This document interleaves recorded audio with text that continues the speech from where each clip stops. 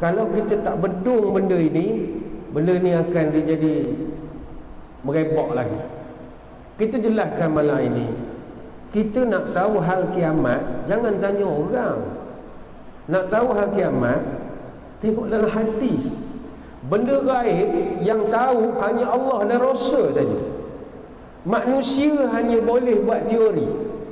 Tapi kok mana pun kita kena balik semula kepada Al-Quran dan Sunnah. Sebab itu kisah Al-Mahdi adalah kisah berkaitan tanda besar kiamat. Maka untuk melihat tanda besar kiamat, kita kena tengok hadis-hadis yang ceritakan tentang tanda besar kiamat. Kita dah pernah terangkan dulu di Masjid Negeri. Tanda besar kiamat ni dia ada turutan dia. Dia takkan berlaku lamsam. Dia takkan berlaku seranggah begitu saja. Dia akan ikut step by step, rangkai berangkai, satu persatu. Dalam hadis disebutkan dia bagaikan ikatan tasbih yang terputus dari benangnya, dan dia akan melurut satu persatu gitu. Satu. At-Tabrani dimeriwayatkan dalam kitab Al-Awsat daripada Abu Hurairah radhiyallahu anhu, khurujul ayati ba'duha ala ithri ba'd yatataba'na kama tataba'al kharazu fin nizami. Kiamat ni, kata Nabi, dia akan muncul sebahagian mengikut sebahagian, bagaikan mutiara pada satu tali, kata Nabi. Kata Abdullah bin Amr radhiyallahu an, al-ayatu kharazatun manzumatun fi silkin fa yuqta'a silku yatba' ba'daha ba'da.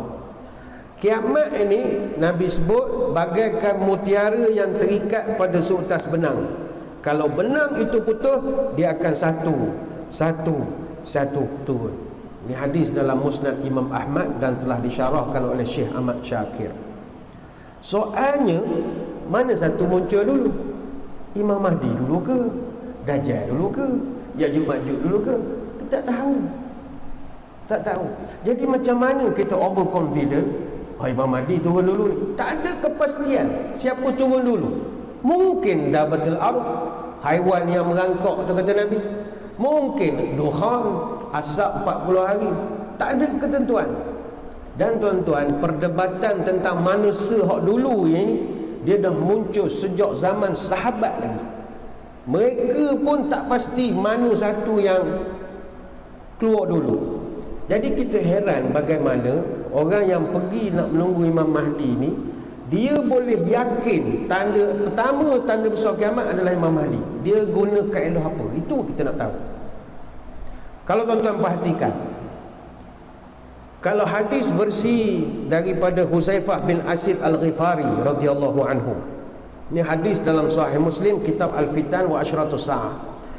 Nabi sebut nombor satu keluar asap, kemudian Dajjal, kemudian binatang, kemudian terbitnya matahari dari barat, kemudian turunnya Nabi Isa bin Maryam, yang keenam keluarnya Ya'juj Ma'juj, yang ketujuh, 8, 9 berlaku 3 gempa di timur, barat dan di Jazirah Arab, dan yang terakhir keluar api daripada Yaman yang menghalau manusia.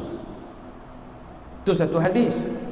Dalam hadis yang lain daripada Huzaifah bin Asid Al-Ghifari juga, dan juga ada dalam Sahih Muslim, Nabi sebut yang pertama akan berlaku adalah 1, 2, 3 gempa bumi. Gempa bumi pertama di timur, gempa bumi kedua di barat, gempa bumi ketiga di Jazirah Arab. Yang keempat asap, yang kelima Dajjal, yang keenam binatang bumi, yang ketujuh Ya'juj Ma'juj, yang ke-8 terbit matahari dari barat, yang ke-9 api yang keluar menghalau manusia, yang ke-10 baru turun Nabi Isa. Ujung sekali pula. Sahih Muslim. Kalau versi Abu Hurairah, ini ada dalam Sahih Muslim, kitab Al-Fitan wa Ashratus Sa'ah, bab fi baqiyati min ahaditsid Dajjal.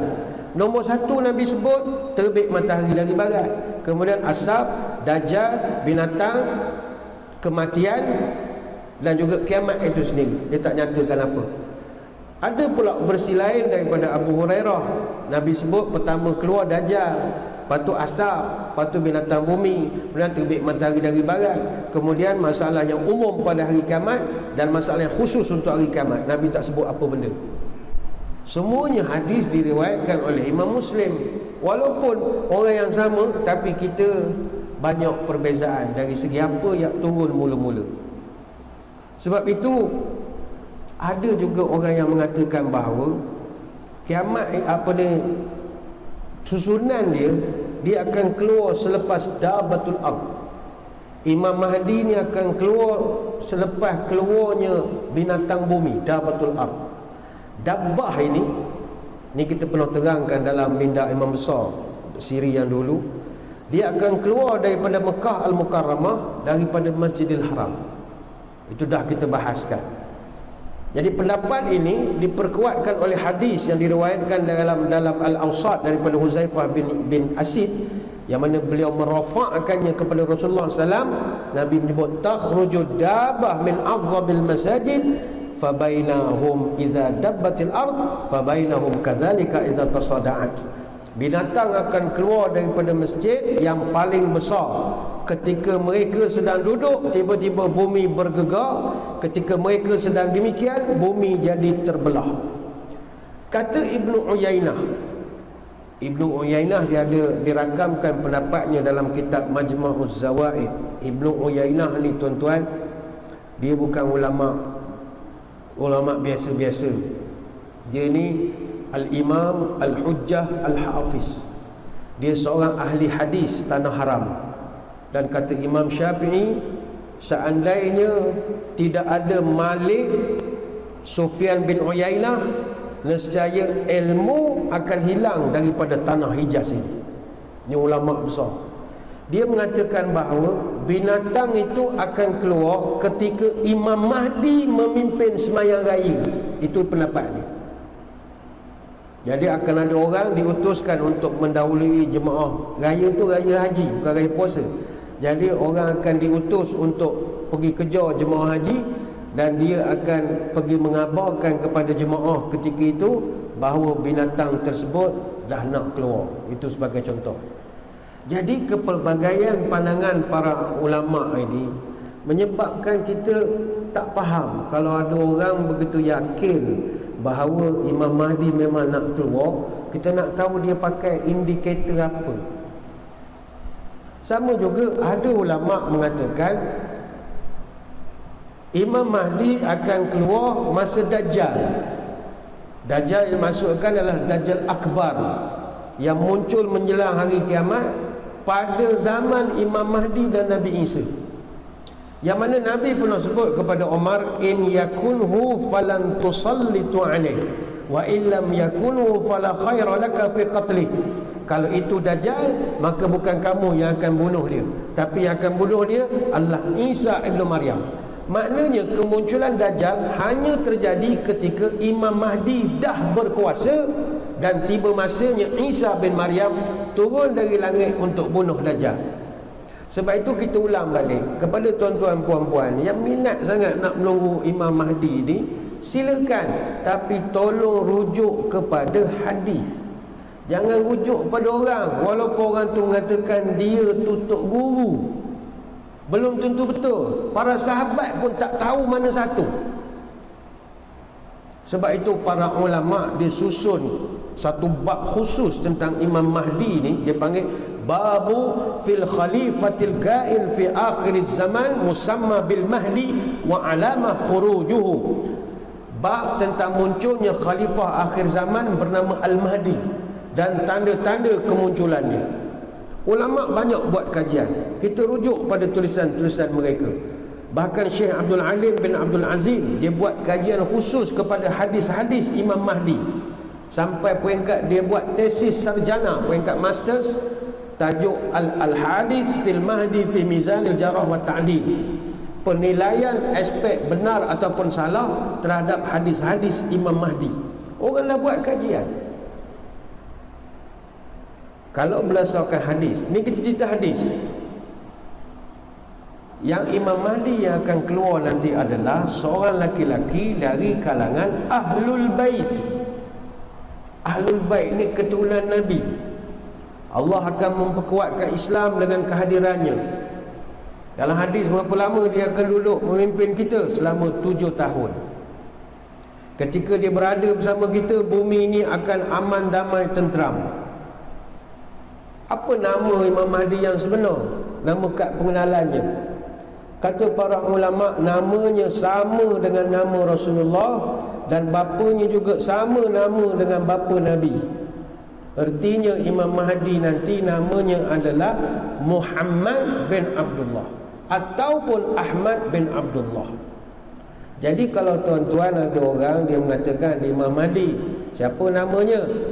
Sonoto keroto toto tak payahlah kalau gereng nama dia, namanya mesti Muhammad bin Abdullah. Jelas. Kata Ibn Mas'ud, la tazhabu aw la tanqadi dunya hatta yumlika al-arab rajulun min ahli baiti yuwati'u ismuhu ismi. Kata Nabi, dunia tidak akan kiamat sehingga seorang daripada keturunanku akan menguasai bangsa Arab ini. Ismuhu yuwati'u ismuhu ismi, dan namanya sama dengan nama aku.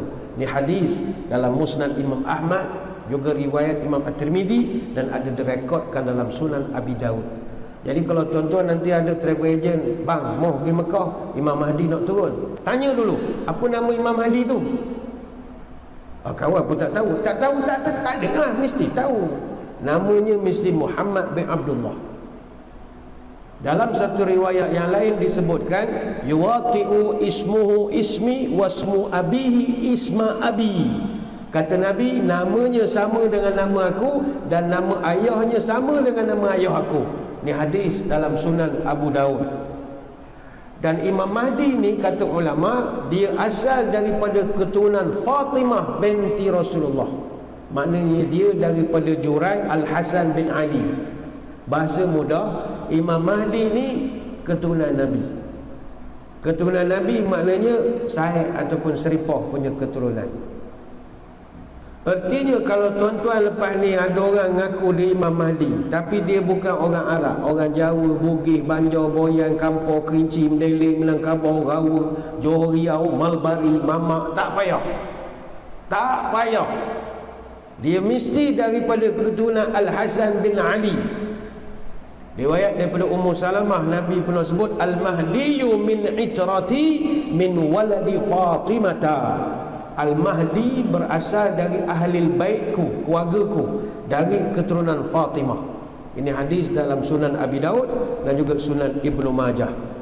Kata Al-Hafiz Ibn Katsir dalam kitab Al-Bidayah wal Nihayah fil Fitan wal Malahib berkenaan dengan Al-Mahdi, kata dia adalah Muhammad bin Abdullah Al-Alawi Al-Fatimi Al-Hasani. Jelas. Jangan ikut mana-mana Bugis, Banjar, Jawa, Kampar apa bukan. Itu bukan Imam Mahdi. Haji Mahdi je, bukan Imam Mahdi.